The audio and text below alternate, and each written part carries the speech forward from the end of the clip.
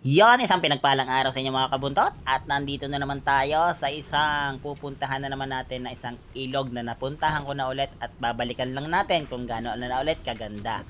Itong Athena River, dito lang yan Daming sa goat. Puok, Balayang, Batangas.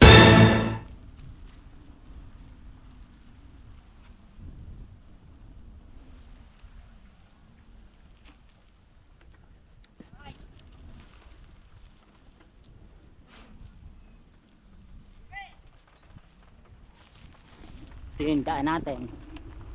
Pasok tayo sa loob. Doon may baba. Pasok tayo doon. Pero pabalik, lakad tayo.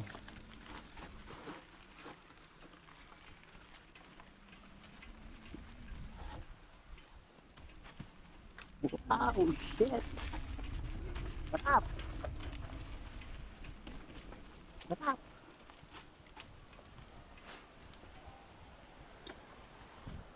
Magandang araw po. Pabisita lang po ng konti. Kasama kayo? Kaya buntot po. Dennis!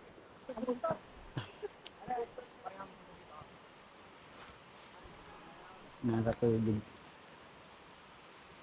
Diba dati nag-vlog ka sa kabila? Doon sa Kalatas ng mga... Opo.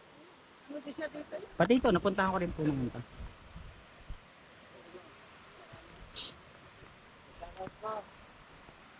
Yan, bali yan. Sila mga Shoutout po! bali, boss, taga saan kaya yung iba, boss?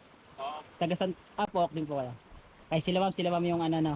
Kaya ma'am yung caretaker ano nito, no? Yan, sila ma'am. Yan, bali si ma'am yung mismong nag-aano ng ano to? Anong river to, te? Athena River. Yan, Athena River. Nandito nga pala tayo sa Barangay Pook. Bali yung kabila, Kalantas. Yan, bali yung available nila ngayon dito, mga cottage.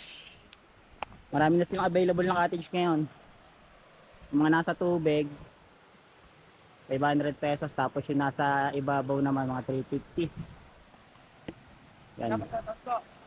Kaya shoutout po sa mga taga saan kayo, boss? Tagalan na, tagalan. Yan, mga taga Barangay Kalan. Shoutout sa ano? Sa 18 balls. Yan, 18 balls Balayan. Yan, shoutout po daw sa mga 18 balls Balayan.